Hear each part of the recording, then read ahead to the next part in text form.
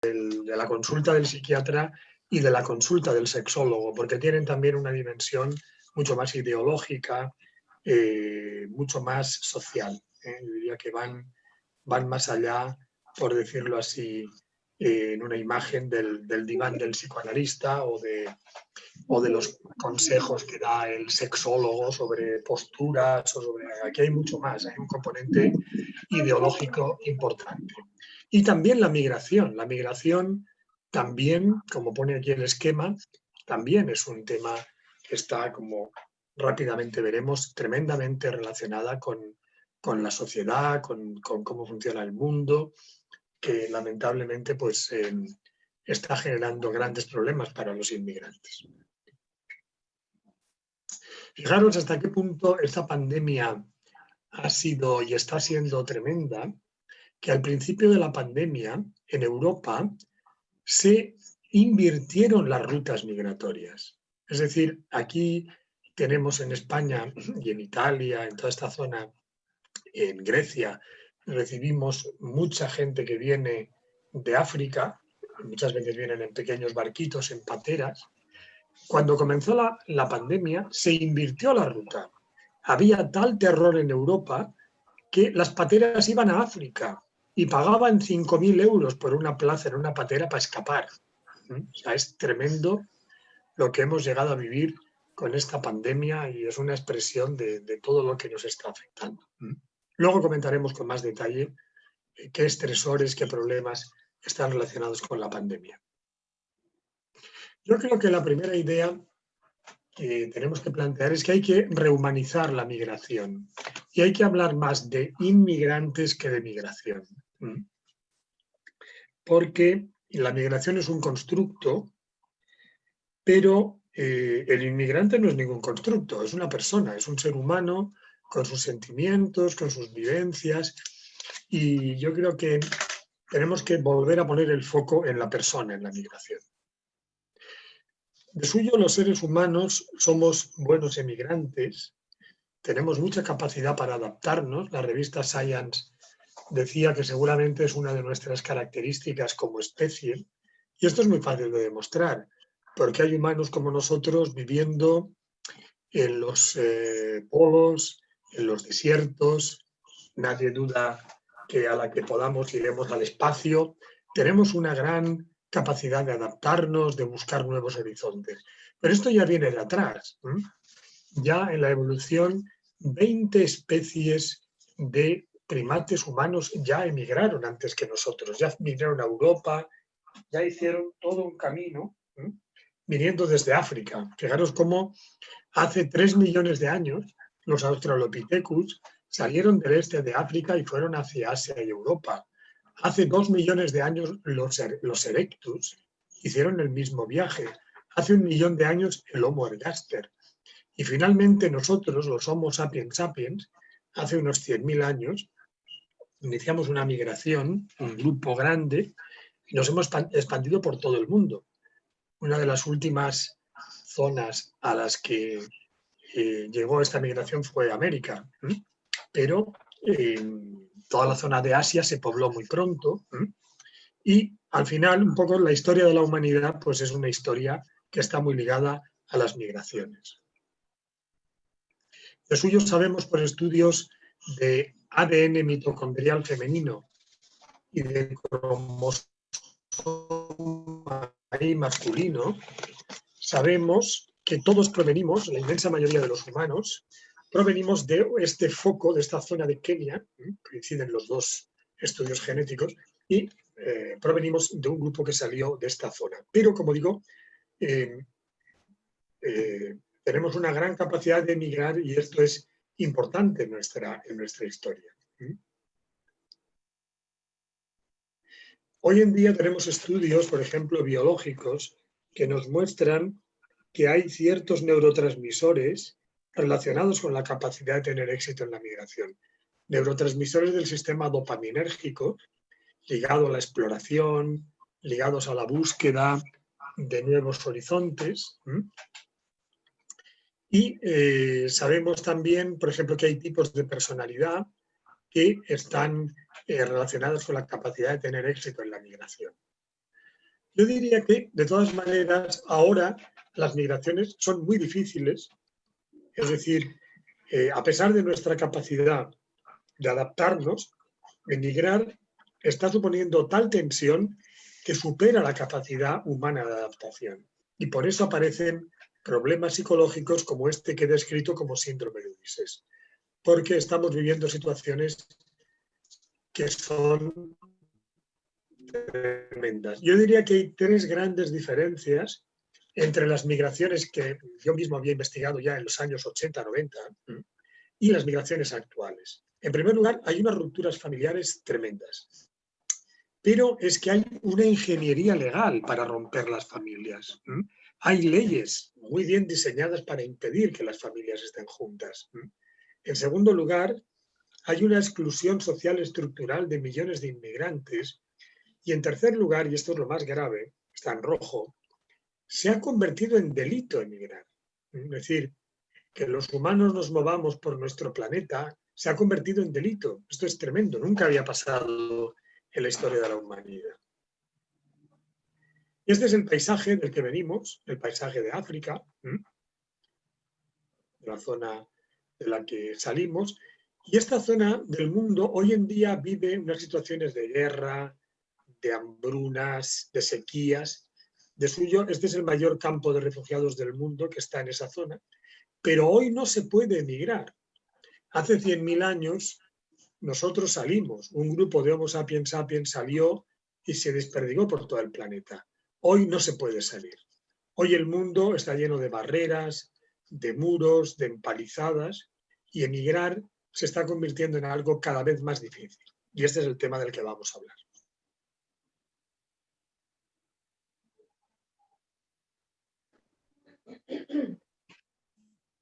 De suyo, los humanos pues tenemos como referentes a los inmigrantes, por ejemplo, Abraham o Moisés, pues son grandes viajeros, grandes inmigrantes. La Biblia misma nos dice cómo el viaje de Abraham, la migración de Abraham le transforma. Y cómo esta transformación que supone la migración tiene un componente psicológico, incluso espiritual, dice la propia Biblia. O sea que emigrar es meterse en una gran aventura, en una gran experiencia, que ahora comentaremos qué supone a nivel psicológico. Y podríamos decir que hay un gran viaje en la migración, pero sobre todo hay un gran viaje interior. Se viaja mucho también por dentro en la migración y se producen toda una serie de cambios en la persona. Este es un libro, el de la izquierda, en el que yo participé en los años 80, investigaciones que habíamos hecho sobre la salud mental y la migración en aquella época. Y la comparación de los datos de entonces con los de ahora es lo que me llevó a plantear la idea del síndrome de Ulises. ¿Cómo habían empeorado las condiciones de los inmigrantes? ¿Qué mal se estaban poniendo las cosas para los inmigrantes? Aquí tenemos imágenes de las migraciones en España. Nosotros investigamos, todavía era al final del franquismo, gente que marchaba a Argentina, por ejemplo, desde España en aquella época.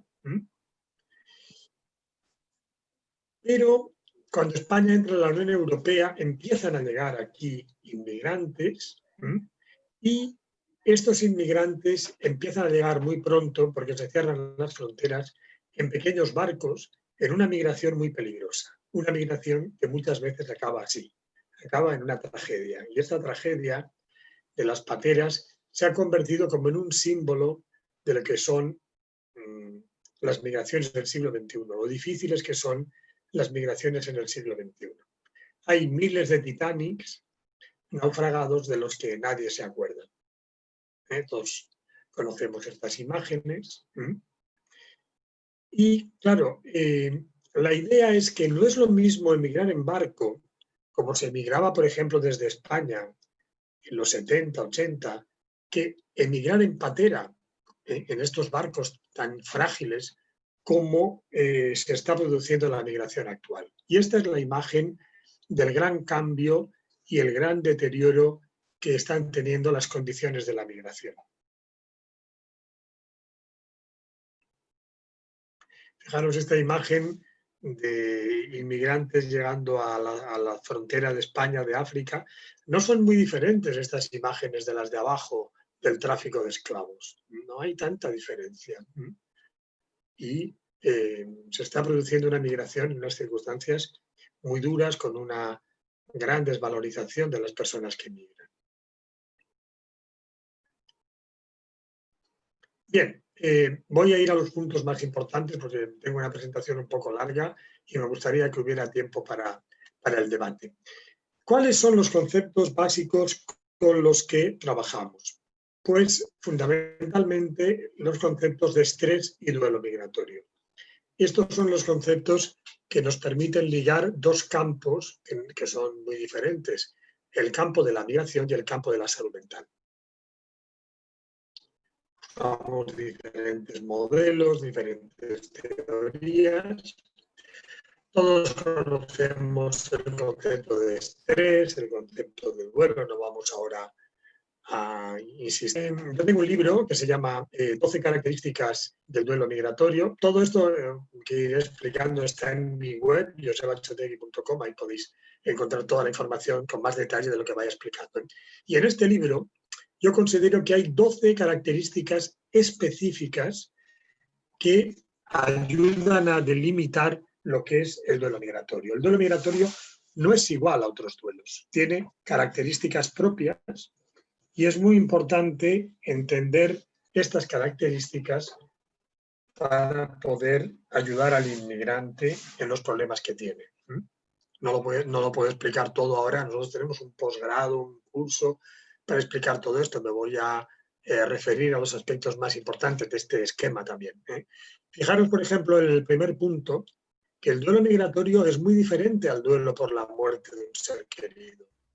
Cuando alguien muere, desaparece, no lo volvemos a ver. Cuando alguien emigra, su país no desaparece, sigue estando ahí, sigue interaccionando con él.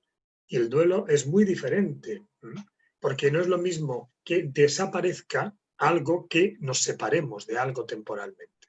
Es un ejemplo de estas diferentes características del duelo migratorio. Tengo también este otro esquema, que lo iremos repitiendo luego varias veces, el esquema de que hay 7 grandes duelos en la migración. Miradlo un poquito, porque este es un esquema muy relevante que utilizamos en muchas investigaciones y en muchas actividades. Perdón.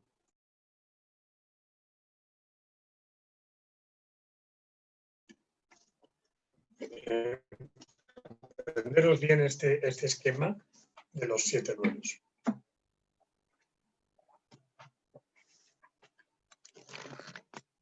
Bien, entonces hay que tener en cuenta que la migración es un cambio vital que tiene aspectos neutros, aspectos positivos, pero tiene una parte complicada que es la parte del duelo, la parte de los problemas. Y es muy importante analizar esta parte de las dificultades.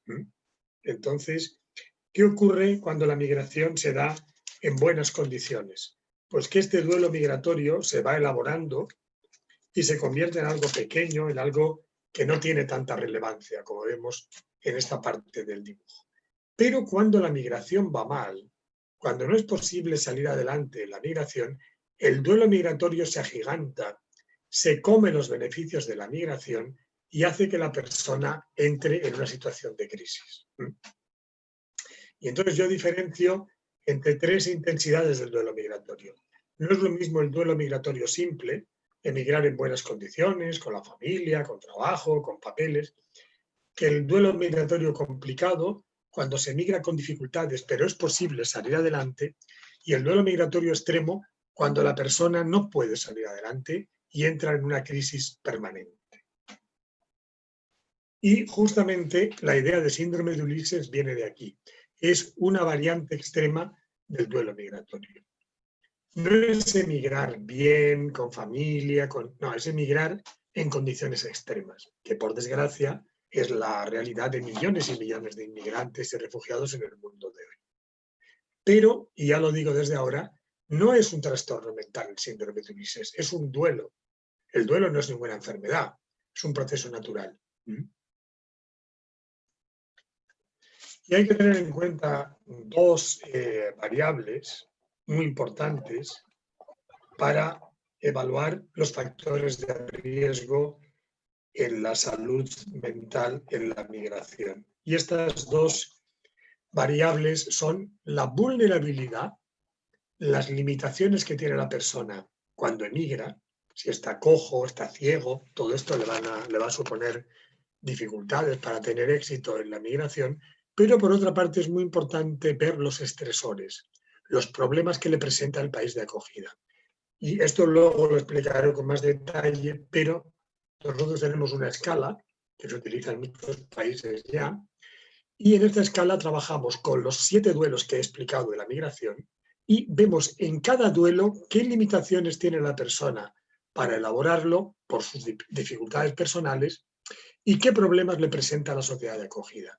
Y esto nos permite tener mucha información sobre en qué contexto se encuentra el inmigrante. Luego volveré sobre este esquema.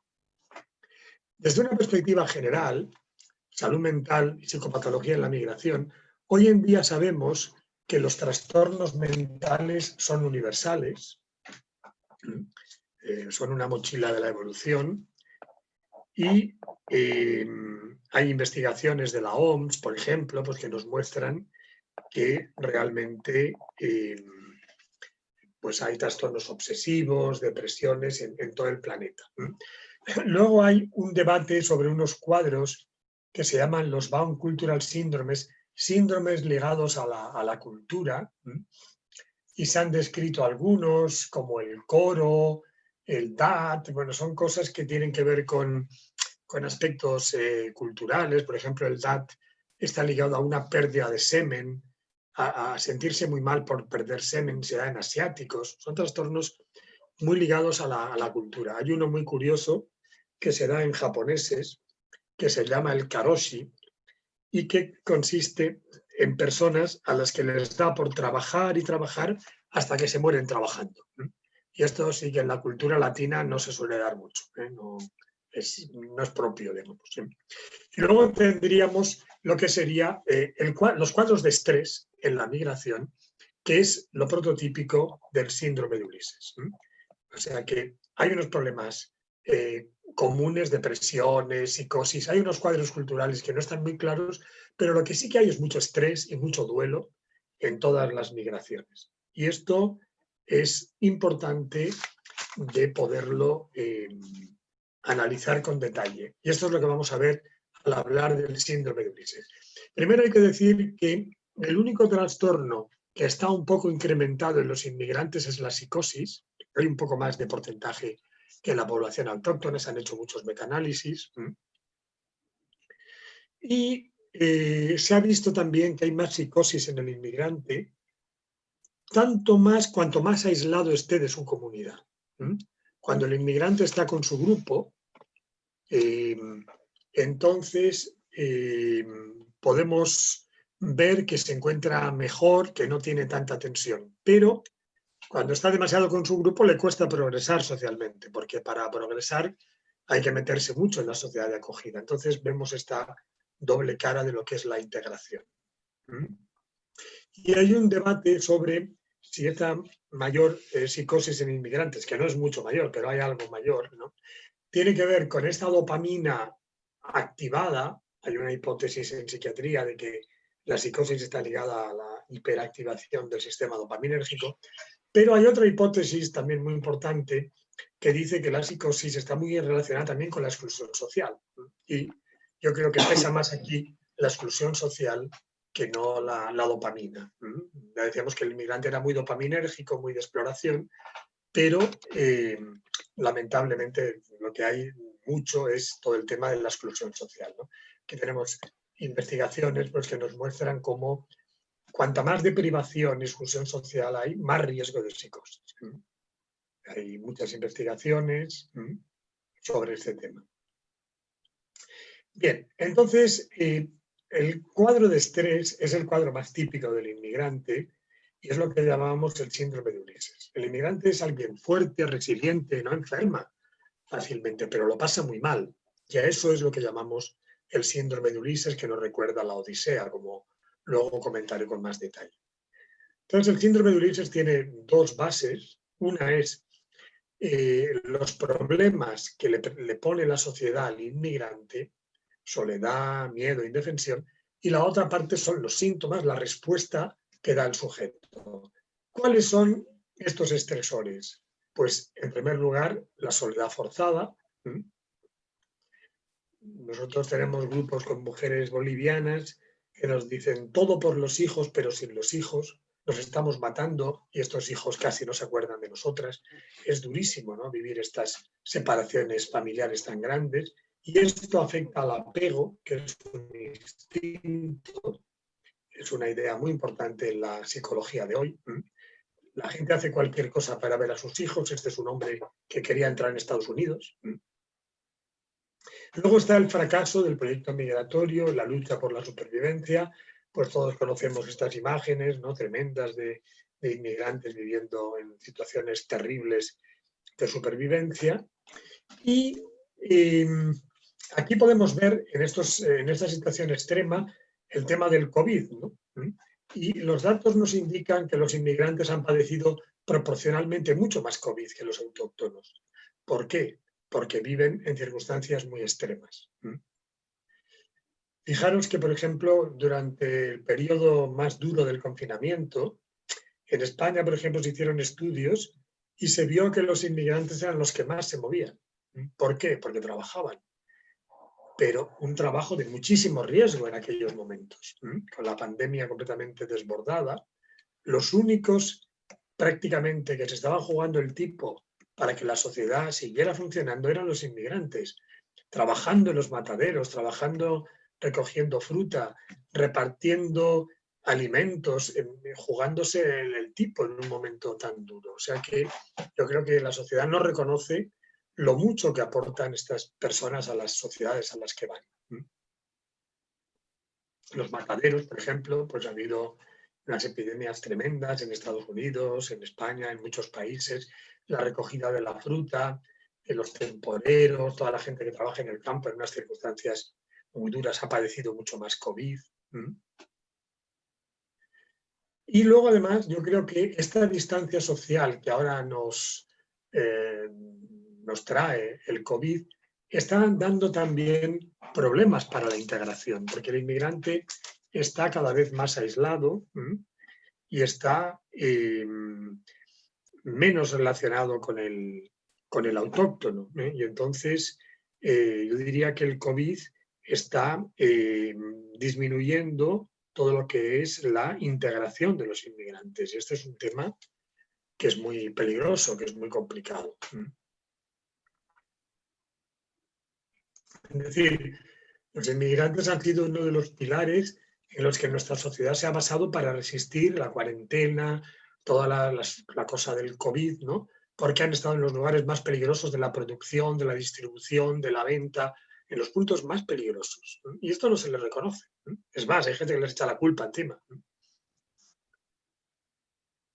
Bien, y luego está todo el tema del miedo, del terror que se está viviendo en los viajes migratorios, que cada vez son más difíciles, se viven en circunstancias peores, como ya hemos explicado en relación a la situación de la pandemia. Pero aquí tenemos, por ejemplo, un barquito de estos, una patera, que salía de la costa de África para ir a las Islas Canarias, que están aquí, y se pasaron y acabaron en Venezuela, en el Caribe. O sea, se están viviendo unas migraciones terribles, con unas tragedias impresionantes.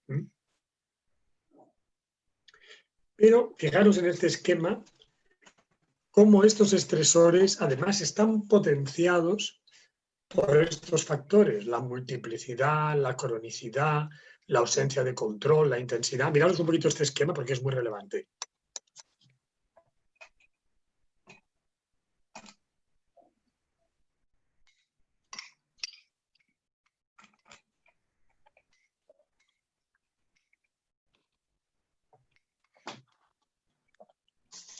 Bien, entonces vemos cómo todas estas características de cronicidad, multiplicidad, además están incrementadas porque muchas veces se banalizan los problemas de los inmigrantes. Hay gente que piensa que estos no son temas importantes. Y luego otras veces, como pone aquí abajo, la intervención de los profesionales no es adecuada porque medicalizamos, psiquiatrizamos el duelo y el estrés. Convertimos en enfermos a gente que tiene molestias somáticas funcionales. Y todo esto es muy peligroso porque nos podemos convertir los propios profesionales sanitarios en unos nuevos estresores para estos inmigrantes. Bien, este es un tema que se da en todo el mundo. Nosotros tenemos programas síndrome de Ulises en algunos países, en California, en México. Y tenemos una asociación, la Red Atenea, que luego os pondré información, que trabajamos con Japón, con Europa, con todo el mundo en la ayuda a estos inmigrantes en situación extrema. ¿Cuál es la sintomatología de estas personas? Pues tienen síntomas reactivos a estas situaciones de estrés. Tienen síntomas del área depresiva, por ejemplo, tristeza y llanto, pero faltan síntomas esenciales de la depresión, como la apatía, las ideas de muerte, el lentecimiento psicomotor. Tienen síntomas del área de la ansiedad, tristeza, nerviosismo, síntomas del área de la somatización. Un síntoma que vemos mucho en los inmigrantes es el dolor de cabeza, hasta el punto que yo propuse este nombre, inmigraña, migraña del inmigrante, porque es curioso que las dos palabras tengan la misma raíz, migración, migraña. Entonces, es muy frecuente que los inmigrantes tengan estos dolores de cabeza. En este estudio nuestro nos salía el 76% de los inmigrantes con cefaleas. Ayer mismo daba un curso a una serie de centros en los que tienen chicos de estos menores inmigrantes recogidos y me decía una de las psicólogas, todos los chicos que tengo en el centro tienen esta inmigraña, dice todos. Allá repartimos ibuprofeno como si fueran caramelos, dice, aquello es impresionante, ¿no? A todos les duele la cabeza, ¿no? Bueno, pues, ¿qué significa este dolor de cabeza? Tensión, rabia, es agresividad contenida. Y esto es lo que hay que ayudar a elaborar. Y luego también es muy importante la comprensión cultural de lo que están viviendo estas personas. Tienen su propia cosmovisión, que puede estar relacionada con la magia, con la brujería. Es muy importante respetar otras cosmovisiones, pero como me decía un inmigrante, cuando le pregunté por el tema del mal de ojo, me dice, doctor, no se equivoque, a mí el mal de ojo me lo han echado las leyes que tienen ustedes aquí. Este es mi mal de ojo. Entonces, hay que diferenciar lo cultural de lo social. Y aquí hay aspectos sociales que son muy importantes en originar este cuadro del síndrome de Ulises. Entonces ya he dicho que el síndrome de Ulises no es una depresión. ¿Cómo se puede diagnosticar de depresivo a un inmigrante que está dispuesto de ir a buscar un trabajo a 20 kilómetros corriendo si hace falta? ¿Qué tipo de depresivo hace eso? No son depresivos, están preocupados, tristes, pero no son enfermos. Tampoco es un trastorno adaptativo. Esto es un poco más técnico, los que no sean psicólogos, quizás sería un poco complicado explicarlo. Los psicólogos lo podéis leer luego con más calma en el material, pero hay unas diferencias a nivel de los criterios diagnósticos. Tampoco tiene que ver con el trastorno por estrés postraumático. Yo creo que lo mismo que se sobrediagnostica depresión, hoy en día cualquier tristeza ya es depresión, también se sobrediagnostica trastorno por estrés postraumático. Para que haya este trastorno tiene que haber apatía, ideas de muerte, conductas de evitación.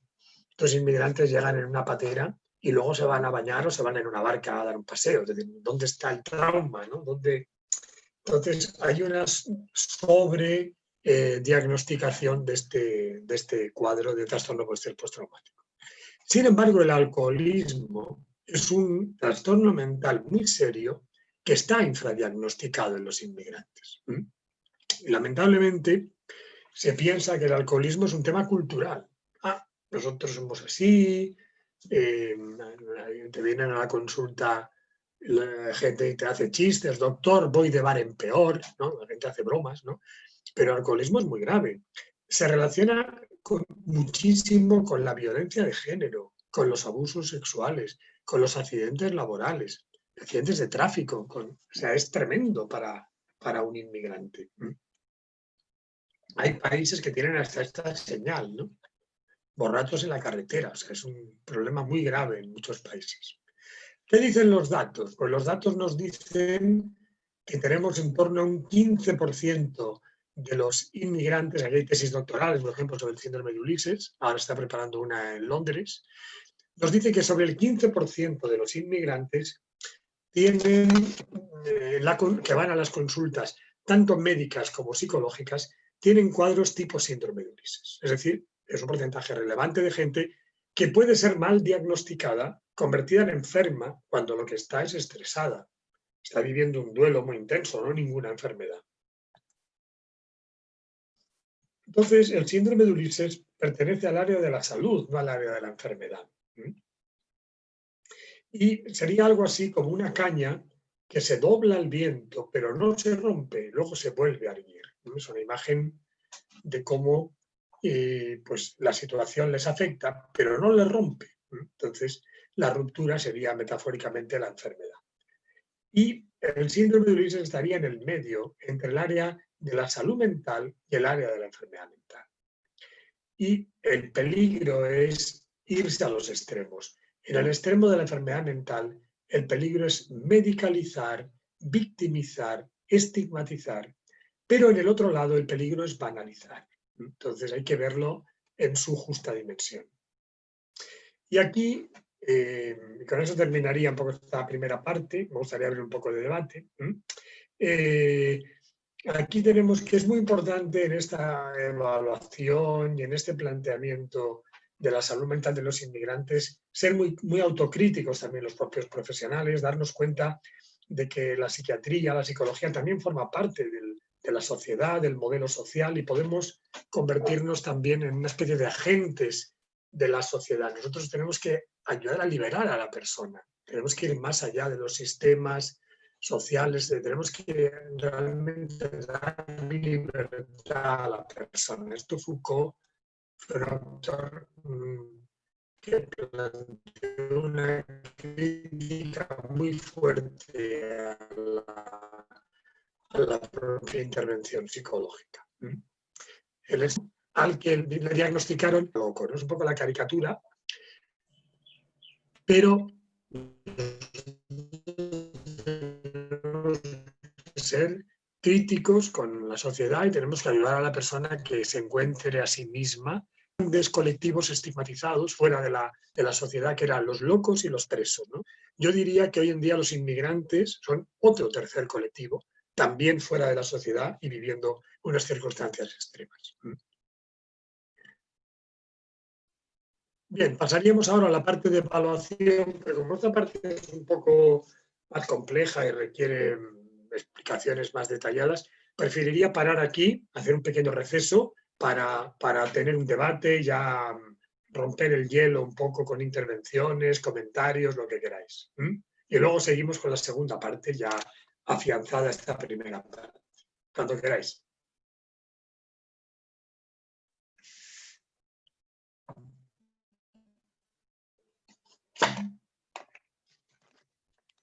Cualquier pregunta, cualquier comentario. Sí, buenas tardes, doctor. Sí, adelante. Buenas tardes a todos.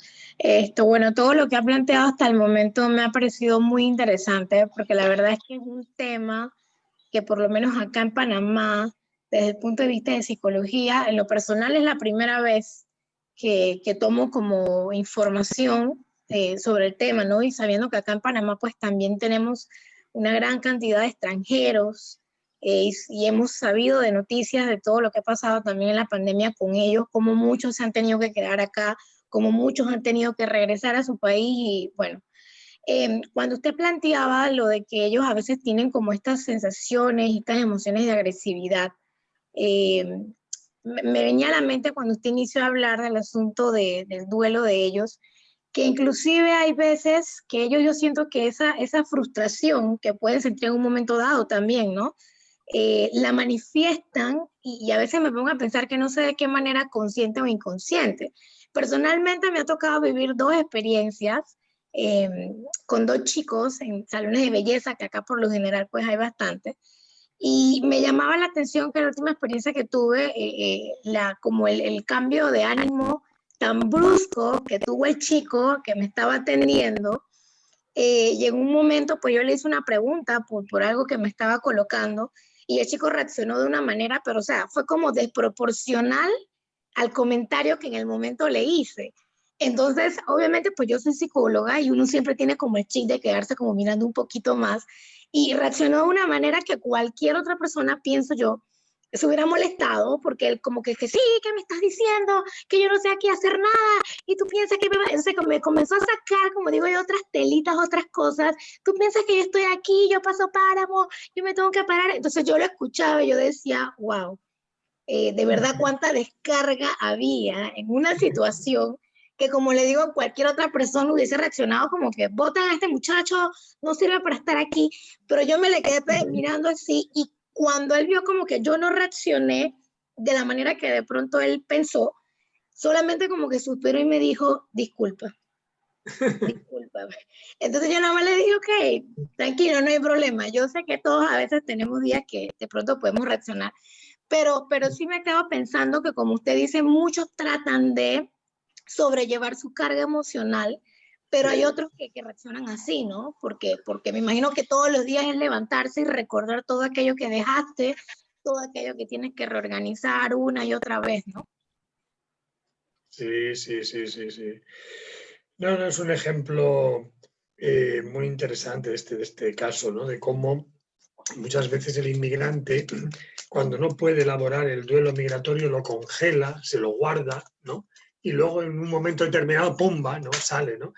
Y cuando encuentra una persona que le contiene, como intentaste tú, pues eso es lo que le puede ir permitiendo reelaborarlo, ¿no? Cuando se encuentra con otro que le discute, que le chilla, entonces, claro, así no se puede elaborar, ¿no? Porque el inmigrante no se lo dirá a un policía, a un funcionario, no, porque al patrono, porque tiene miedo, ¿no? Te lo puede decir a ti porque seguramente te vio más próxima y le salió, ¿no? Porque lo tenía dentro. Yo suelo decir que es como el niño, ¿no? Que está en la escuela y se pega un golpe y llora y nadie le hace caso, ¿no? Y luego al mediodía, cuando llega, o a la tarde, cuando llega la mamá a recoger al niño, la maestra dice, uy, el niño se ha dado un golpe y ha estado llorando, y el niño que lo oye se pone a llorar. Estaba jugando, ¿no? Ha congelado el duelo porque nadie le hacía caso, y ahora que le ve la mamá le consuela y dice, bueno, va, ya está, a jugar, ¿no? Un poco así, ¿no? Yo creo que eso es muy importante lo que has planteado, ¿no? Entender, y que normalmente, yo en este libro, por ejemplo, que he citado de las 12 características del duelo migratorio, está explicado un poco todo esto. Yo creo que hay dos cosas típicas de estas situaciones de duelo difícil de elaborar, que son tener una postura regresiva, ser como más infantil, más dependiente, o ponerse agresivo. Son las dos, la pataleta, ¿no? Y a ti te hizo la pataleta, pero este chico se te podía haber puesto también casi como una ovejita ya a llorar, ¿no? Porque a veces el inmigrante pues se hunde también, ¿no? Pero forma parte de la elaboración del duelo migratorio. Más comentarios, muy interesante este planteamiento. Bueno, yo quería saber la diferencia entre duelo extremo y duelo patológico, que lo vi en una de las filminas anteriores y me llamó mucho la atención. Sí, a ver, uno puede vivir una situación extrema, pero eso no tiene por qué llevarle a la patología. Y uno puede vivir una situación complicada, no tan, o sencilla incluso, y acabar en la patología. O sea, el duelo extremo simplemente expresa que la persona está viviendo una situación extrema, pero esa situación extrema se puede elaborar de una manera sana o de una manera patológica. Cuando se elabora de una manera patológica, da lugar al trastorno. Cuando se elabora de una manera sana, hay un sufrimiento, porque el duelo extremo es muy fastidiado, y eso es lo que llamamos síndrome de Ulises. Pero yo creo que es importante esto. No hay que confundir pasarlo muy mal con estar enfermo. Estar enfermo es no poder ser capaz de funcionar, porque no puedes, porque no tienes las capacidades. Pero es el ejemplo que he puesto de la planta esa, ¿no? Si esa planta se dobla porque la pobre está mal, ¿no? Pero si se dobla por el viento, pues luego se erguirá, ¿no? Entonces, tiene resistencia, lo que pasa es que se ha plegado.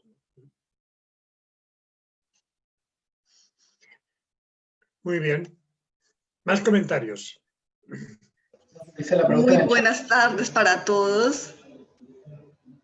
Muy buenas tardes. Sí, sí. Bueno, yo soy migrante de Colombia. Llegué aquí a Ciudad de Panamá en el 2000. Y en aquella época se tenía que lidiar con el tema del duelo, que en ese momento no sabía que tenía duelo. Hasta ahora, pues me estoy enterando de que el duelo migratorio. Pero en aquella época había como esa prevención contra los colombianos. Por ejemplo, robaban y entonces dentro de esa bolsa cabían todos los colombianos, ¿sí? Asesinaban y era el colombiano el que asesinaba y todos estábamos dentro de la bolsa. Yo lo viví, yo subí a un taxi, por ejemplo, y sencillamente empezar a hablar las personas de los colombianos de lo que hacían, ¿sí? Entonces, y aún ahora, mi esposo ya se nacionalizó como panameño, pero cuando en una ocasión fuimos a una oficina y le dicen nacionalidad, entonces mi esposo le dice panameño y le dicen no, usted no es panameño, usted es colombiano.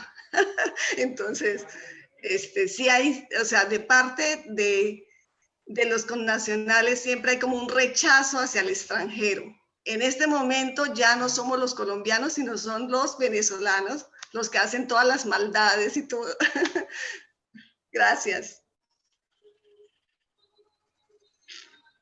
Sí, sí, lamentablemente es verdad que hay una tendencia a estigmatizar. Siempre, se dice en psicología que siempre tiene que haber algún grupo excluido, ¿no? O sea, puede cambiar, pero hay una tendencia siempre un poco a poner todo lo malo sobre algún colectivo. Eso pasa en todas las sociedades. Por ejemplo, aquí en España, cuando no había inmigrantes, los malos eran los gitanos, ¿no? Que eran los diferentes. Pues, bueno, pues es una tendencia universal muy lamentable, pero que tenemos los humanos y que en el caso de los inmigrantes, pues añade al duelo migratorio pues mayores dificultades, ¿no? Porque con lo que está costando salir adelante, que encima te pongan estos son muros, son barreras también que le ponen al inmigrante. Bien, una última pregunta para este segmento, doctora Shotegui, nos pregunta sí. Carlos Salazar, ¿cuáles serían los rasgos de personalidad que predicen mejor éxito al migrar? Si pudiera compartir la fuente también sobre esto.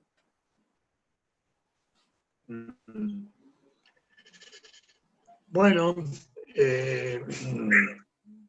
lo que va mejor es el perfil de lo que se llama el primary migrant, el inmigrante primero, que es una persona que está en un país, hace un proyecto, decide ir a otro país, abre camino y claro, para hacer eso hay que tener ciertas capacidades, no todo el mundo lo hace. Entonces ya son personalidades, como decía antes, con este buen sistema dopaminérgico, capaz de explorar, de motivarse, de luchar, ¿no? De aguantar adversidades. Entonces, una persona así, por ejemplo, aguanta mucho más la depresión. Por eso no tiene tanta depresión el inmigrante o tanto trastorno mental, porque es muy fuerte. O sea, ahora mismo, por ejemplo, en el caso de nosotros vemos en España, ¿no? Por ejemplo, a nosotros nos llegan ahora barquitas de estas pateras que llamamos aquí, que nos están saliendo del centro de África, hacen 5.000 kilómetros por el mar durante días y días y días. Claro, no se mete cualquiera en una gran capacidad de decisión. Ese tipo de gente, evidentemente, aguanta mucho. El problema viene después, cuando estos inmigrantes, no siempre, pero cuando por fin finalmente muchos o algunos consiguen ya estabilizarse aquí, tienen los papeles, Entonces llaman a su familia y cogen un vuelo y vienen su mujer, sus hijos, pero estos no tenían un proyecto migratorio, muchos de ellos, ni tenían tanta capacidad, ni tenían tanta fuerza. Y aquí, por decirlo así, se ahogan en un vaso de agua, mientras que este otro no se ahogó en el océano Atlántico, porque era tremendamente fuerte. Pero estos otros no tenían ese perfil. Han venido porque les llamaron, oye, que vengáis. Pero ellos a lo mejor no hubieran ido nunca. Entonces, las características estas del verdadero inmigrante es un Ulises, es el individuo fuerte, capaz, resiliente, que aguanta muchísimas cosas, ¿no? Entonces, ese es el mejor perfil.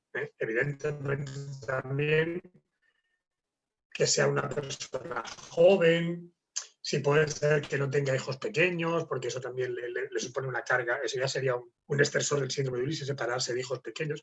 Entonces, el inmigrante prototípico es un hombre, es un héroe, es un prototipo de ser humano fuerte.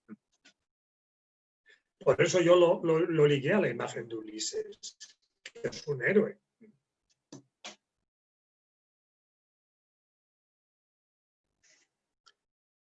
No te oímos bien, Rita. Vamos a nuestro segundo segmento y luego al final pues hagamos las preguntas que correspondan. Sí. Muy bien. Bueno, entonces hemos hecho una primera parte marcando esta temática, donde vivimos, qué migraciones tan difíciles se están dando en el mundo de hoy, a pesar de que los humanos tenemos una capacidad para emigrar, especialmente algunas personas, pero en general descendemos de gente que ha emigrado durante muchas generaciones. Hemos visto cuáles son los trastornos mentales en relación a la migración, como apenas hay un poco más de índice de trastorno mental en los inmigrantes en relación a la psicosis, pero que es sobre todo lo que tiene que ver con el estrés, con el duelo extremo, lo que más afecta a los inmigrantes. Vamos a ver ahora cómo evaluamos eso, cómo lo medimos y cómo intervenimos. Vamos a ir un poco a la segunda parte. Tal como yo pongo aquí, es muy importante medir bien y evaluar bien, porque si no, nuestra intervención será muy poco precisa, se basará en el buenismo, se basará en intuiciones, de más calidad. Es decir, un cirujano no es alguien que opera con buena fe, opera con una técnica muy precisa. Nosotros también tenemos que tener un buen conocimiento y una buena técnica de intervención.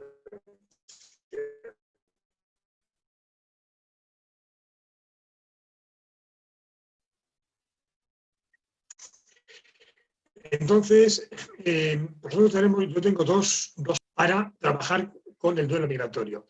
Este primero es válido, lo puede aplicar no solamente un psicólogo, un médico, trabajadores sociales, toda la gente que se mueve en el campo social, de ayuda, maestros, lo pueden aplicar muy bien porque no requiere unos conocimientos más psicológicos. Este segundo sí que requiere más, pero aún así, si se entiende bien, también se podría aplicar.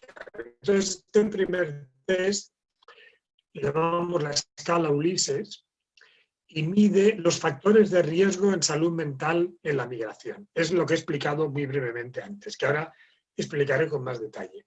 Y luego tengo nos evalúa cómo la persona actúa ante el duelo migratorio. Claro, nosotros podemos tomarnos un problema de muchas maneras.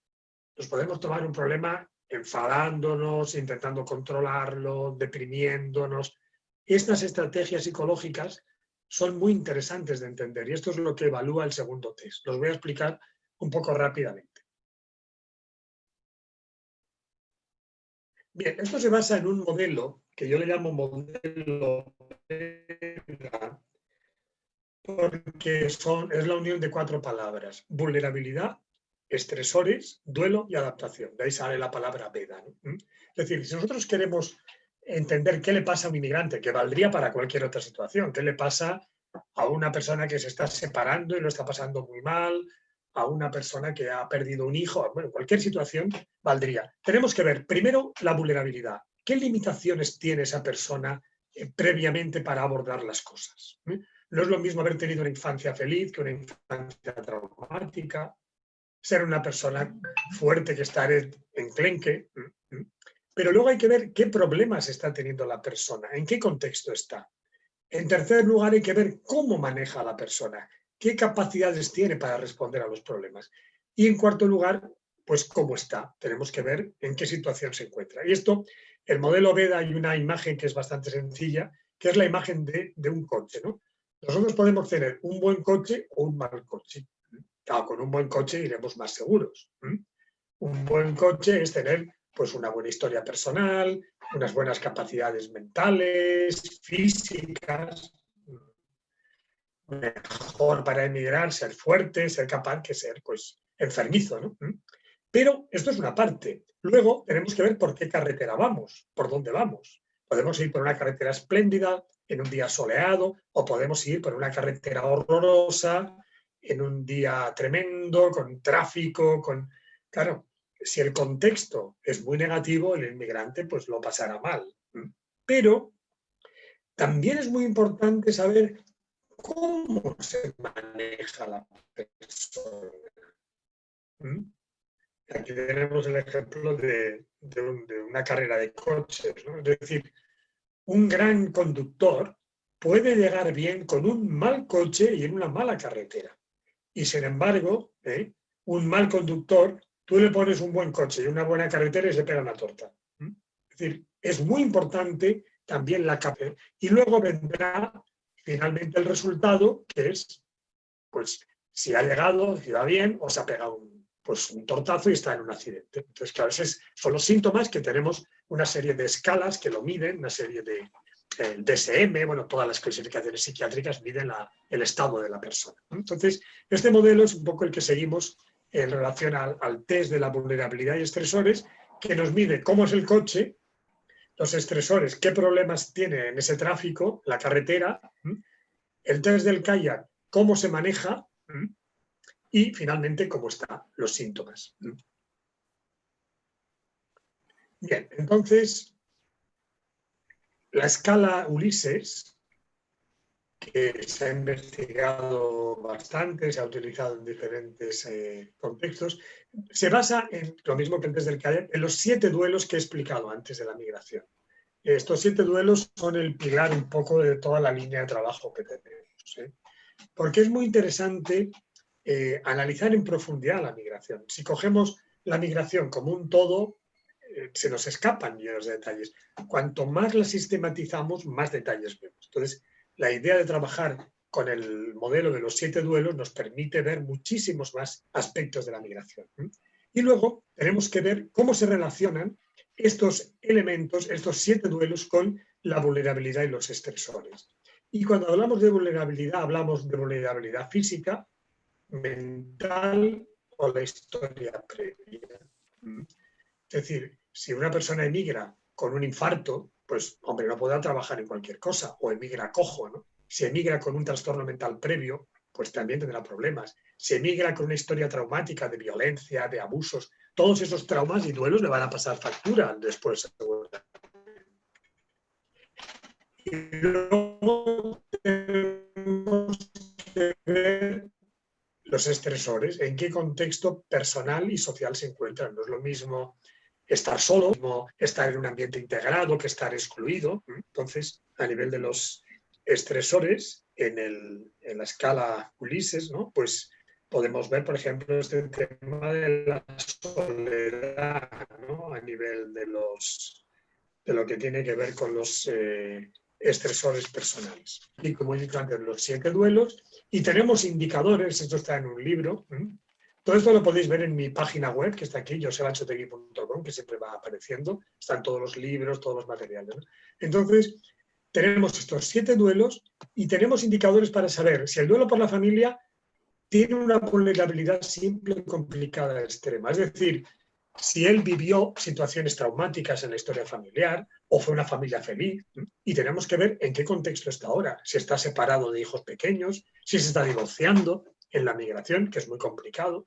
Entonces, esta escala nos permite medir todas estas características, ¿no? Y tenemos un sistema basado en medir 0, 1, 2, con indicadores, está todo regulado y tabulado. Y entonces, al final, nos sale que ponemos, es muy gráfico, en amarillo, en verde, perdón, como un semáforo, en verde no hay problema, en amarillo hay dificultades y en rojo peligro. Entonces, de una sola mirada, por ejemplo, aquí comparando dos casos, pues ya podemos ver dónde están los problemas, en qué duelo, qué intensidad tienen y, por lo tanto, cómo podemos intervenir. Y esto es muy interesante porque a veces no intervenimos de modo equitativo, le damos más al que más llora, al que mejor nos cae. Eso no es justo. Tenemos que darle más al que más lo necesita y más lo va a aprovechar. Pero necesitamos criterios. Y hay que tener criterios para poder trabajar bien, como decía antes, ¿no? El cirujano no actúa por corazonadas. Se supone que es buena persona, pero tiene una técnica tremenda para trabajar. Entonces, también nosotros tenemos que tener la máxima precisión que podamos. Tenemos limitaciones, pero tenemos que intentar tener la máxima precisión. Entonces, este es el esquema de esta escala Ulises, de este test que evalúa la vulnerabilidad y los estresores. Mira, leeros un poco este caso, un momentito, y veremos cómo le aplicamos el test. Perdón. Caso Juan. Leer un poquitín. ¿Le gustaría que se lo lea, doctora Shotegui? Bueno, o que lo lean ellos, no sé, no, lo pueden leer, ¿no? Sí, que lo lean, sí. Ok.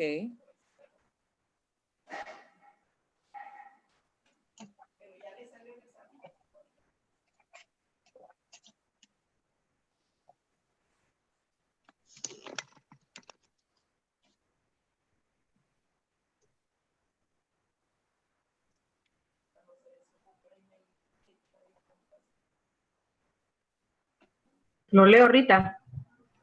Ok. ¿Sí? No, es que era que se supone que ya todos... Bien. Ah, ok, listo. Que ya todos lo iban a hacer, exacto. Sí, excelente. Ya está, ¿no? Vale.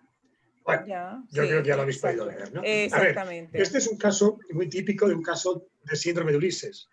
Ya lo dice aquí, es una persona con una buena historia personal, sano, fuerte, positivo.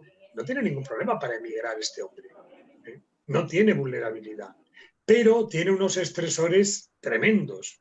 Está en España indocumentado, perseguido, solo, ha dejado hijos pequeños. Estos son los estresores que hemos dicho antes del síndrome de Ulises. Una persona sana que lo está pasando muy mal y está triste pues porque tiene muchos problemas, no porque está enfermo.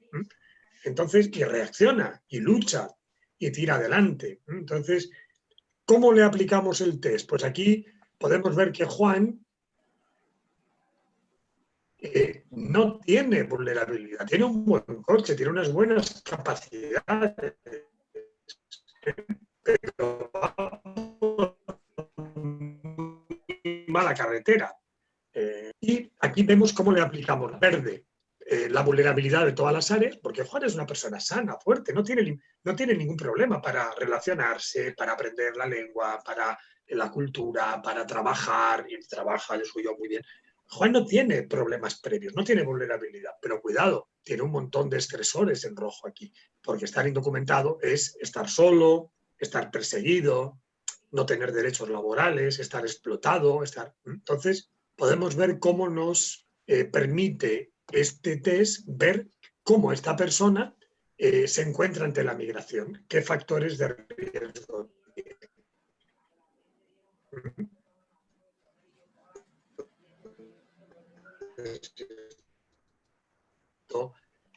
Nosotros tenemos hechos los estudios de que se utiliza en diferentes países. Este es con los indicadores y con todo. Si alguien está interesado en utilizarlo, pues también se puede poner en contacto con nuestro servicio y le podemos asesorar también, porque tenemos un banco de datos y hacemos investigaciones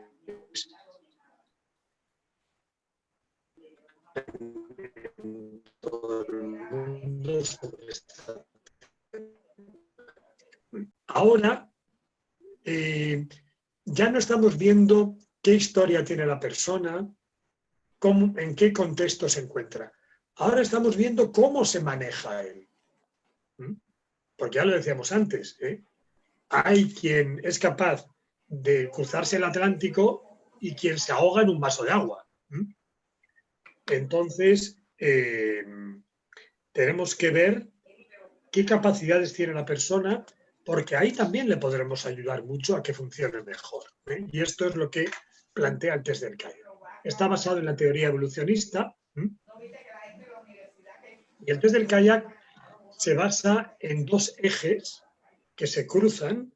Un eje que nos va a medir el grado de acción de la persona y otro eje que nos va a medir hacia dónde se dirige la acción de la persona. Y se considera en el modelo evolucionista que la acción se dirige sobre todo hacia explorar y buscar recursos. Tenemos que comer, tenemos que tener una serie de condiciones para vivir, pero también tenemos que protegernos. Tenemos que tener un sitio seguro para dormir, etc. Esto, si ponemos una imagen de un pajarito, pues un pajarito tiene que ir a buscar, tiene que ir por los árboles a buscar comida para sus crías, pero luego también protege a sus crías de que no vengan otros animales. Entonces, explorar y proteger son las dos cosas más básicas de la vida, ¿no? Entonces, este test se basa en un eje vertical, que es el eje de la acción, que es muy intuitivo. Abajo, pues estás sin acción y arriba estás a tope de acción, que es totalmente intuitivo. Y en un segundo eje que nos mide estas dos direcciones de la acción. Explorar, buscar recursos, el pajarito que está buscando comida para sus crías y luego las protege, claro, que no venga otro pájaro y se la coma todo, ¿no? Entonces, estas son las dos grandes estrategias que se dan en la vida, ¿no? Explorar y tener seguridad. Evidentemente, no podemos resistirnos de cruzar los dos ejes, y a partir de aquí por deducción, nos van a salir toda una serie de características de funcionamientos psicológicos que son muy importantes y que es lo que vamos a ver a continuación. Claro, ¿qué pasa? Que al cruzar estas dos dimensiones nos salen unos cuadrantes. Nos salen unos cuadrantes. Aquí tenemos acción, seguridad. Aquí tenemos seguridad, pasividad. Pasividad, exploración. Actividad, exploración. Simplemente es unir lo que los dos ejes unen y darle un nombre en función de lo que hemos descrito.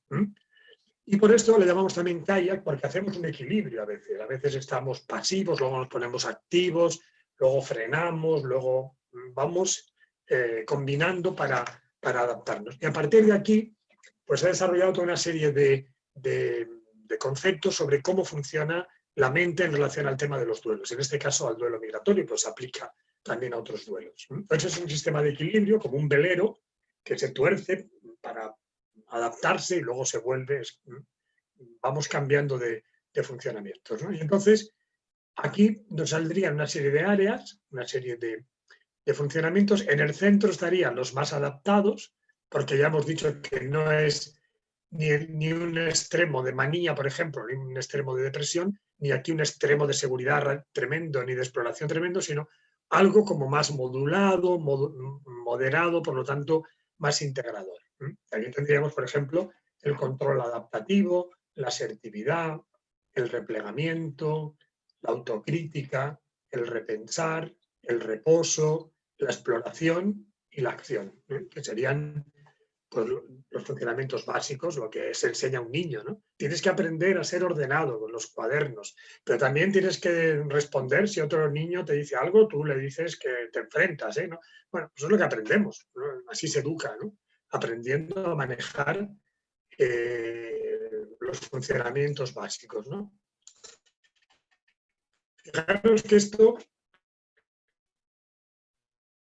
ya estaba recogido en la cultura griega, ¿no? Los griegos pues tenían firmitas, lo que es la valentía, lo que es la prudencia, la modestia, la esperanza, el sosiego, la audacia, la laboriosidad, pues son las virtudes romanas, las virtudes clásicas. La virtud se considera que es un equilibrio, que es algo que permite funcionar adecuadamente. Es un modelo de equilibrio, un poco en esta misma línea. Bien, entonces hemos dicho que en el centro están los funcionamientos sanos y en el extremo estarían los funcionamientos desadaptativos, patológicos, de manera que, por ejemplo, si aquí está el control, en el extremo es la obsesión, Si aquí está la asertividad, en el extremo es la paranoia. Está bien enfrentarse a un enemigo, pero si solo ves enemigos, vives paranoico, ¿no? O sea, es un modelo que permite ver cuáles son los funcionamientos sanos, y esto es muy parecido al modelo psicodinámico. Se considera que de lo sano a lo patológico hay un continuum, y lo patológico es llevar al extremo, distorsionar lo sano. Modelo, ahora no puedo explicarlo con mucho detalle, tengo también un libro sobre esto y hacemos cursos y tal, si alguien está más interesado. Solo os quiero mostrar líneas de trabajo actuales sobre el tema del duelo migratorio. Entonces, le ponemos un número, 1, 2, 3, 4, 5, 6, 7, 8 a estos cuadrantes y nos permite así poder comunicarnos para hacer investigación. Entonces aquí tenemos los funcionamientos sanos que, llevado al extremo, son los funcionamientos patológicos. Pero una persona puede tener a la vez todos los funcionamientos. Por ejemplo, Ulises, ya que hablamos del síndrome de Ulises, a la vez es muy valiente, pero es muy prudente. Es decir, es una combinatoria, ¿no?, de cualidades y todas tienen valor para determinados momentos. Entonces, nos salen estos funcionamientos que tenemos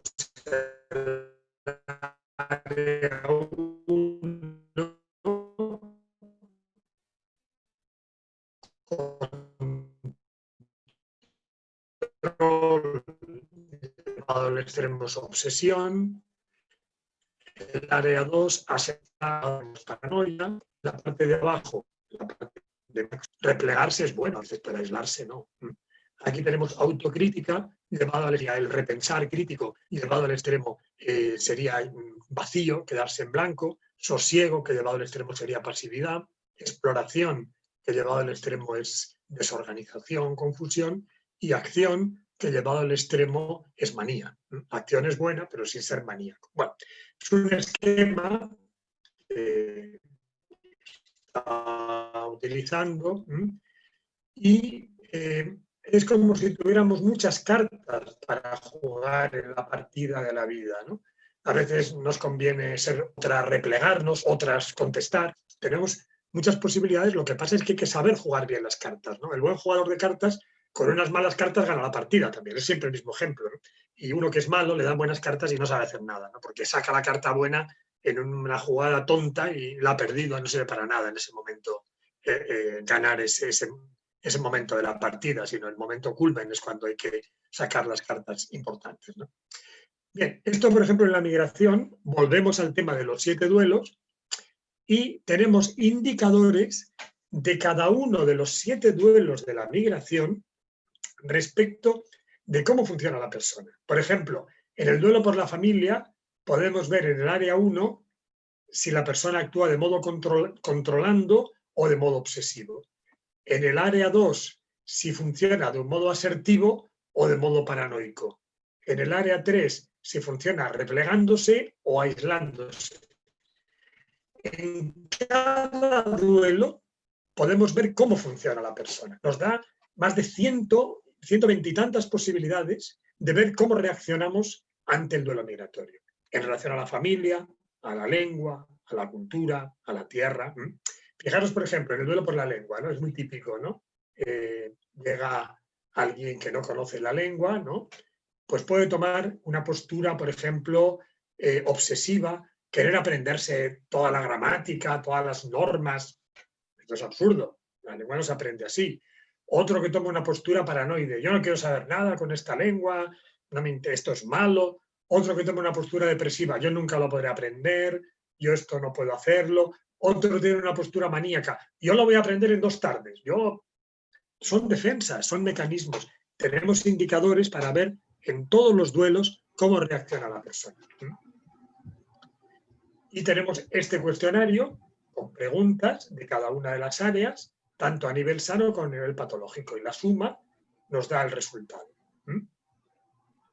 Y esto luego lo pasamos a una tabla, aquí tenemos las 8 áreas, de cada duelo, esto en cada duelo, o sea, tenemos una información tremenda sobre cómo está viviendo la persona.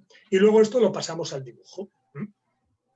Y esto lo podemos hacer además ante una situación concreta, ante la personalidad general, tenemos diferentes maneras de abordarlo. Podemos ver también la personalidad, no solo cómo reacciona ante cada duelo de la migración, sino cómo es también la personalidad. Voy a poner un ejemplo que es la forma más clara de explicarlo, ¿no? El caso María, ¿lo podéis leer un momentito?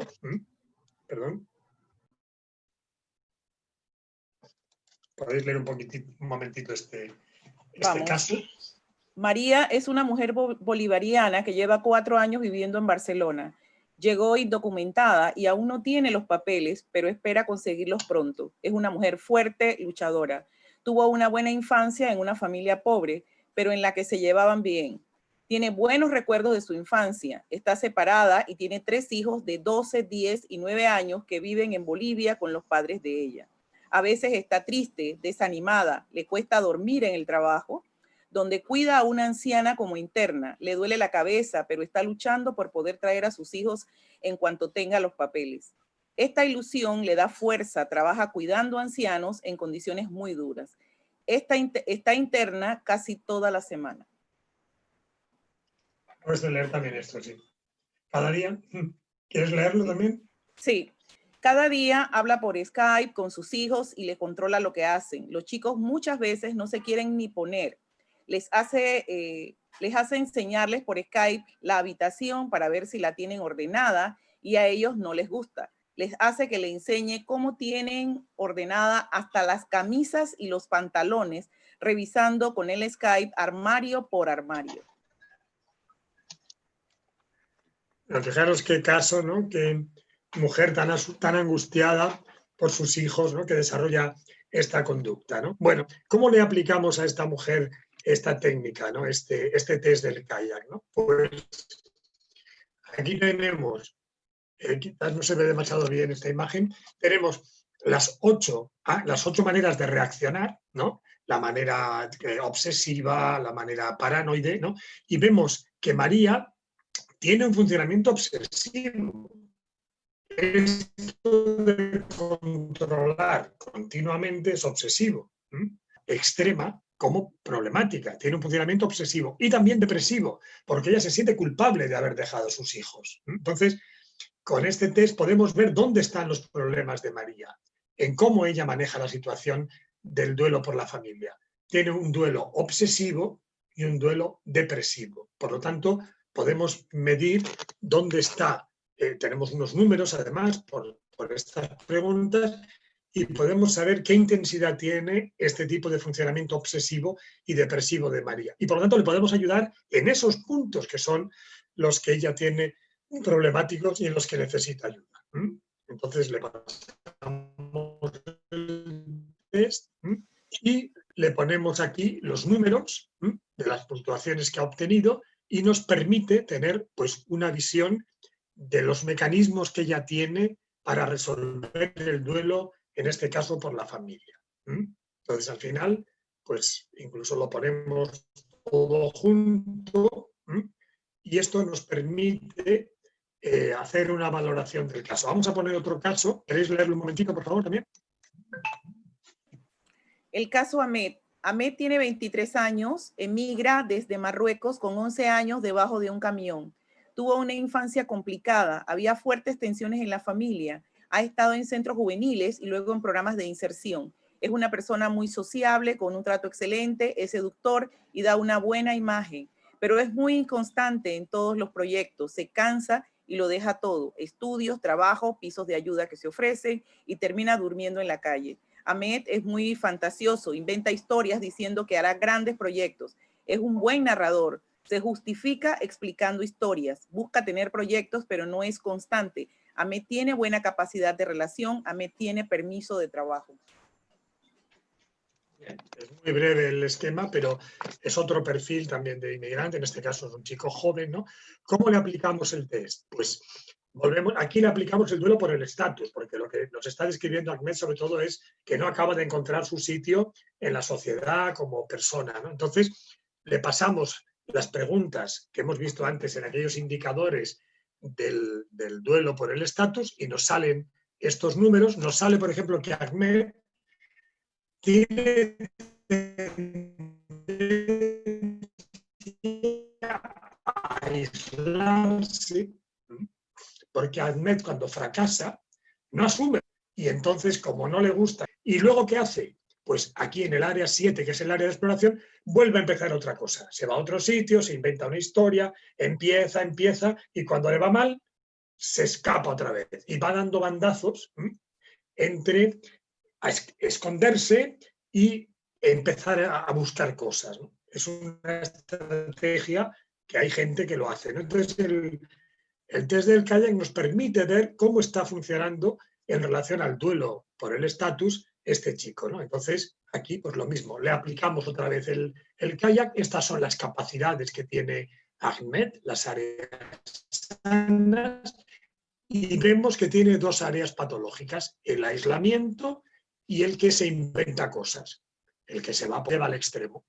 Y cuando una cosa no le va bien, pues se la inventa, se hace una historia o se va a otro sitio. O sea, una capacidad de buscar cosas la lleva al extremo. Y aquí esta capacidad de replegarse la lleva al extremo y se aísla. Y no se relaciona con la gente. Entonces, el test nos permite ver cuál es la personalidad de Ahmed y cómo reacciona ante el duelo migratorio. En este caso también podríamos ver, aplicándole el otro test que hemos dicho antes, la escala Ulises, qué vulnerabilidad tiene Ahmed. Hemos dicho que tuvo una mala historia familiar, seguramente esa vulnerabilidad le pasa factura. Y luego los estresores. Tampoco la sociedad española es muy amable con los inmigrantes indocumentados. Entonces él vive un contexto, unos estresores muy grandes, ha tenido una vulnerabilidad grande y no tiene una personalidad que tampoco sepa manejar las cosas. Por lo tanto, todo le está yendo bastante mal. A Ahmed, ¿cómo le pasamos el cuestionario del duelo por el estatus? ¿Cómo lo ponemos en el dibujo, en la imagen del test del kayak? Y hacemos un informe final. Entonces, esta es la manera un poco de trabajar evaluando qué tenemos para ver cómo está viviendo una persona el duelo migratorio.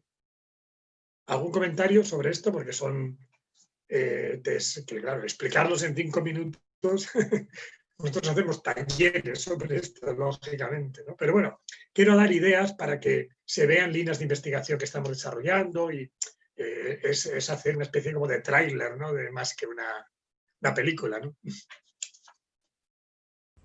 ¿Algún comentario, algo que no se entienda? Tenía una consulta. Sí. Dime. ¿Este test se puede aplicar a niños?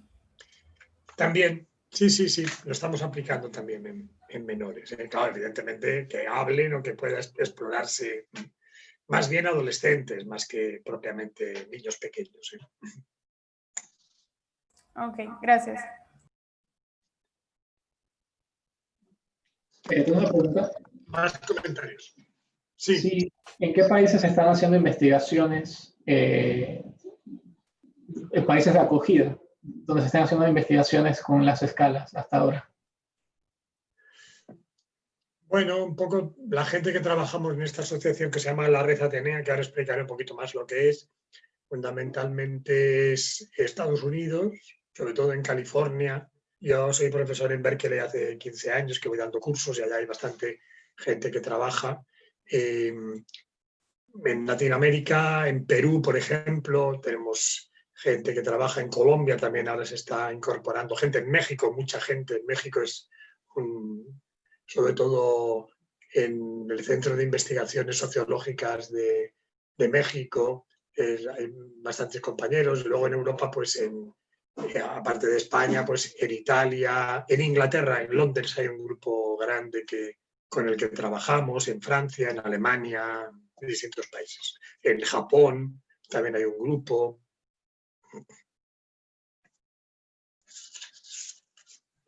Muchas gracias. Bueno, es muy así, es una especie como de cosa de tipo flash, ¿no? Pero bueno, si se coge la idea, pues puede servir para saber que existen cosas, ¿no? Manejarlo así es un poco difícil, es simplemente dar una información introductoria, lógicamente. Muy bien. ¿Algún otro comentario?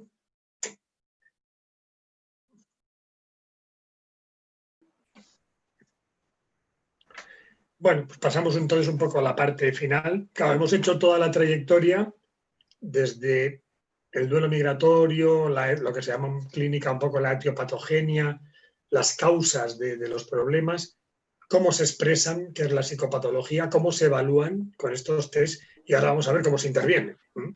Pero hay que entender todo eso para luego intervenir con un mínimo de coherencia. Este es el libro, se llama El test del Kayak, que está en mi página web, está toda la... Incluso ahí el test está puesto en la página web y se puede hacer, hay un sistema interactivo que se ponen los números y pasan al gráfico y todo, o sea que está preparado a nivel informático para poderse aplicar muy fácilmente. Bien, no lo he podido explicar todo porque luego en este test se pueden hacer agrupaciones, esto da unos desarrollos tremendos, se puede tirar de este hilo que es increíble las cosas que se pueden ir desarrollando. Pero bueno, ahora doy un poco la imagen general, ¿no? Bueno, entonces la intervención, yo tengo un libro que se llama Inteligencia Migratoria, también lo podéis mirar en la web, y en este libro pues describo una serie de estrategias para intervenir en la migración, especialmente en las situaciones más difíciles de la migración. Y entonces se describen técnicas a nivel individual y a nivel grupal, dentro del individual a nivel mental y a nivel físico, y dentro del grupal a nivel mental, a nivel psicosocial y a nivel social. O sea, es intentar ver todo lo que podemos hacer para ayudar a los inmigrantes. Toda una serie de estrategias a muchos niveles. No puedo explicarlo tampoco todo, ¿no? Pero, por ejemplo, pues a nivel mental, pues tenemos todo el tema de las habilidades sociales, el tema del razonamiento. Muchas veces, cuando una persona está en una situación de duelo migratorio muy intenso, le cuesta pensar con lucidez, comete muchos errores. Y esos errores son tremendos cuando uno está muy mal. Es decir, cuando uno está con el agua al cuello, un paso en falso es terrible. Cuando uno está más o menos, metes la pata, bueno, ¿no? Pero si tienes el agua al cuello y metes la pata, te ahogas. Entonces, una persona en situación extrema tendemos a pensar incluso de una manera un tanto desajustada. Es muy importante ayudar al inmigrante y le ayudemos a pensar. Hay técnicas de razonamiento. Hoy en día se conocen muchos errores del procesamiento de la información. Esto está recogido en el libro. Pues hay muchos sesgos cognitivos que nos llevan a errores, ¿no? Por ejemplo, el típico sesgo de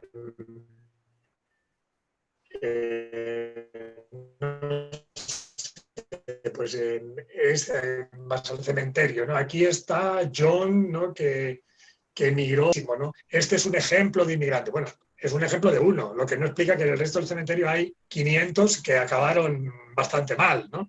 El sesgo es mirarte solo ese. Es verdad que ese triunfó, pero mirarte también los que no. Sesgos de ese tipo, hay muchos, ¿no? Y están muy estudiados en la psicología, son importantes de tener en cuenta. Fijaros, por ejemplo, en España, en la crisis que hubo en el 2008, muchos inmigrantes se quedaron atrapados porque habían invertido demasiado dinero en los pisos. Cuando vino el boom inmobiliario se arruinaron.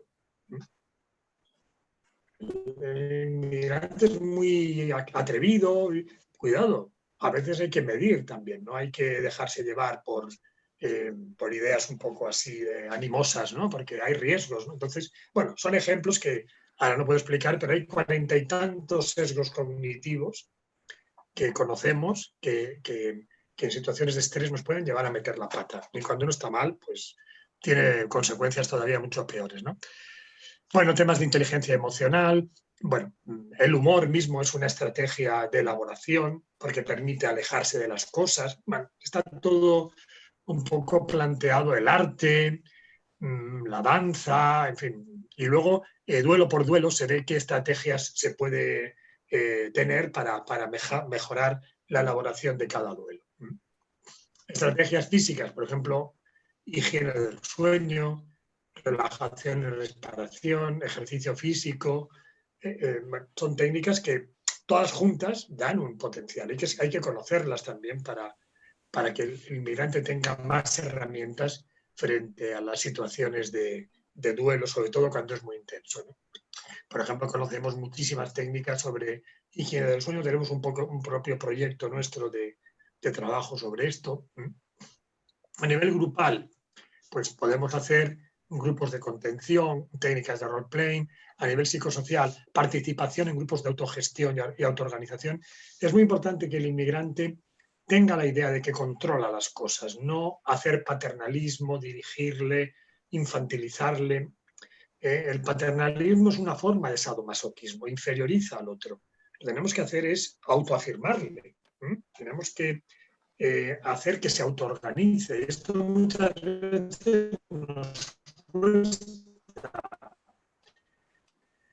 a los autóctonos o a la gente que trabajamos con inmigrantes, nos gusta como dirigirles, como si fueran derecho a autoorganizarse, y si se equivocan, también nos equivocamos nosotros. Todo el mundo se equivoca, pero autoorganizarse es muy importante para que suba la autoestima, y esa subida de autoestima va a mejorar también luego muchos síntomas y muchas situaciones, ¿no? Entonces, la autogestión y la autoorganización son muy importantes de potenciar en los grupos de inmigrantes, ¿no? Luego, todo el tema de la actividad de grupo migrante, a que vea cuando no está teniendo unos líderes adecuados, puede tener unos líderes que no son realmente creativos o que abordan los problemas, pueden ser manipuladores. Hay toda una serie de cosas también sobre los grupos sociales, tipos de grupos, ¿no? Hay distintas tipologías de grupos en los que un inmigrante puede participar. A veces el inmigrante no se queda bloqueado y hay que decirle, mira, pues tú que eres musulmán, pues ves a esta mezquita, tú que eres católico, mira, aquí tienes una iglesia, vamos a hacerte una gestión para que participes, ¿no? Porque todo eso le va a dar también red social, apoyo social, y le va a ser muy importante todo el tema legal, todo el tema de cómo moverse para buscar recursos dentro de las limitaciones que muchas veces puede haber, los grupos de defensa de sus derechos, que también son importantes y refuerzan la autoestima. Bueno, todo eso está explicado con detalle en el libro, y es una aplicación al final de las ideas sobre el duelo migratorio, cómo se puede trabajar para que el inmigrante tenga más resiliencia y pueda ir adelante.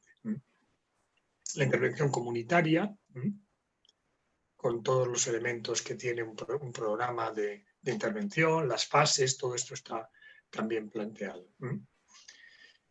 Yo tengo un blog en un diario que se llama Público, en español, que se lee en todo el mundo, ¿no? Porque es en online, y bueno, aquí también planteaba cómo el modelo de intervención hay que tener en cuenta que salud mental no es tranquilización, es adaptación activa. Muchas veces se nos dice, tú relájate, estate tranquilo, sé optimista. Bueno, sí, gracias. Pero, ¿y cómo resuelvo mis problemas? Porque eso es lo que verdaderamente me va a poner bien, ¿no? Entonces, tenemos que tener una postura más de realmente reforzar que la persona vaya adelante, no sedarla. Y tenemos un modelo social que seda un poco el estrés, ¿no? Y no, lo que hay que ver es por qué está, y cuando el individuo lo resuelve, eso es lo que le da realmente el subidón de autoestima y de sentirse bien, ¿no? Bien, bueno, pues estos son unos planteamientos por nuestra idea de que la salud mental es adaptación activa. Aquí tenemos el modelo de la Universidad de Berkeley, que considera que el síndrome de Ulises está en el límite entre la salud mental y el trastorno mental. Estamos ahí en la frontera, una frontera más, y es importante ayudar a la persona a que pueda entender en qué situación se encuentra, aumentarle sus capacidades para ir adelante. Esto se usa con las promotoras de California en los programas de ayuda a inmigrantes. Y esta intervención pues tiene un componente muy fuerte psicosocial, psicoeducativo y también transcultural, respetando las cosmovisiones que tiene la cultura de cada inmigrante. Y finalmente, ya para terminar, ¿por qué Ulises? Bueno, pues yo le llamé Ulises por dignificar la figura del inmigrante, muchas veces desvalorizada. Incluso el otro día me hacían una entrevista sobre el típico tema de no habría que cambiar la palabra inmigrante, porque bueno, la palabra migrante es una palabra bonita, explorar, buscar. Claro, si aceptas que se denigre la palabra, dentro de poco la nueva también te la van a denigrar, la tendrás que volver a cambiar, ¿no? Lo que hay que hacer es dignificar las cosas, ¿no? Entonces, le puso este nombre por dignificar la figura del inmigrante. La Odisea narra pues, todas las vivencias de alguien que no quiso salir. Ulises no quiso marchar de Ítaca, le obligaron a marchar y quería volver, y no pudo. Entonces, ese es el drama de muchos inmigrantes. Pero no es un solo hombre como Ulises, sino son millones los que viven hoy estos dramas. Y además es gente corriente, porque Ulises era un semidios y lo pasó fatal, ¿no? En medio de tantos problemas. Ahora la gente normal y corriente vive las cosas que antes estaban destinadas a los dioses, a los seres mitológicos, ¿no? Que el mundo es un poquito más tranquila, ¿no? No nos gustan tantas hazañas, ¿no? Pues millones de personas están obligadas a vivir auténticas odiseas, ¿no? Que antes se dedicaban a semidioses, ¿no? Y a personajes mitológicos, ¿no? Y además, en Europa estamos viendo que los inmigrantes están naufragando en las mismas playas que describe la Odisea. Las playas de Sicilia, las playas de Libia, las playas de Grecia. Son las mismas playas y estamos viendo lo mismo, ¿no? Entonces, por eso me vino esta imagen de que estábamos reviviendo la Odisea, ¿no? Fijaros, este viaje de este inmigrante desde el centro de África cruza todo el desierto del Sáhara. Por cierto, África es mucho más larga de la que ponen los mapas occidentales, están mal hechos. África es mucho mayor. O sea, hay que cruzarse esto, es cruzarse medio planeta. Y entonces, cuando llega aquí arriba al Mediterráneo, va por toda la costa hasta el Atlántico, coge una patera, pasa a Canarias, lo detienen, lo envían a Europa. Es un viaje tremendo que dura años, en unas condiciones muy duras. El viaje de Ulises fue de la costa de Turquía a la costa de Grecia. O sea, yo creo que no es exagerar decir que esto también es una odisea, es un viaje 20 veces mayor. Entonces, bueno, pues creo que no estamos exagerando cuando hablamos de que se están viviendo auténticas odiseas. Este es el viaje de Ulises y este es el viaje del otro. O sea, que, vamos, no estamos exagerando mucho. Entonces, estamos viendo situaciones tremendas en el mundo de hoy. Hay muchos textos de la Odisea que nos dicen lo mismo que oímos en las consultas: llanto, soledad, indefensión, miedo, es lo mismo, ¿no?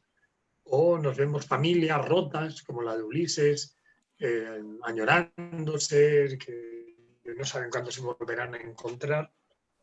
Hay muchos ejemplos en la Odisea, ¿no? de este drama del inmigrante. Y finalmente, para no extenderme, hay un punto que yo creo que es muy, muy claro, ¿no? Cuando Ulises le dice al cíclope Polifemo, que le quería atacar, le dice: mi nombre es nadie y nadie me llaman todos. Si para sobrevivir se ha de ser nadie, no puede haber identidad, ni autoestima, ni integración social, y así no puede haber salud mental. Para haber salud mental tienes que ser alguien, ser reconocido en la comunidad, no puede ser nadie invisible. Este es el drama que estamos viendo en las migraciones del siglo XXI. Bueno, este tema lo hemos llevado 2 veces al Parlamento Europeo. El año pasado estuvimos en la ONU. Está recogido como atenuante a nivel legal, que hay abogados aquí, hay sentencias que consideran que es un atenuante respecto de situaciones legales. Este es el libro en el que describí el cuadro. Ahora ha salido hace muy poco una nueva edición. Y tenemos una asociación que se llama la Red Atenea, una asociación mundial con gente que trabajamos ayudando a la migración en situación extrema. En mi web podéis ver el link para entrar y si alguien está interesado, pues encantados de trabajar juntos en este proyecto de ayudar a esta población, ¿no?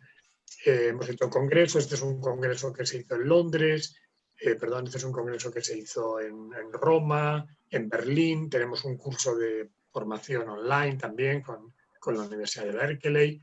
Este es el centro en el que estamos. Nosotros tenemos una parte, claro, esto es un hospital que está en el puerto de Barcelona, un hospital que hicieron los jesuitas en los años 50 para ayudar a población marginada, y nosotros tenemos un programa para ayudar a inmigrantes.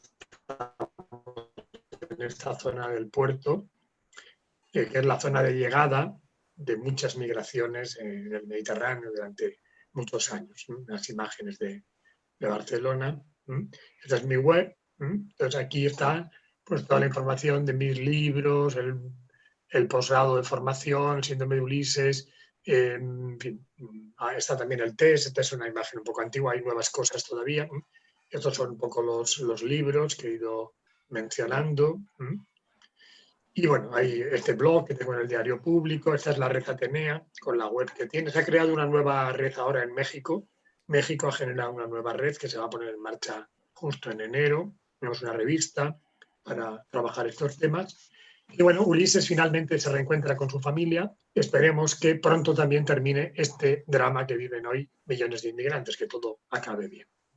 Gracias por la atención. En este momento, pues, de primera mano dándole gracias al doctor Ashotegui por estos contenidos y vamos a exhortar a los participantes a hacer las preguntas que consideren en este segundo bloque.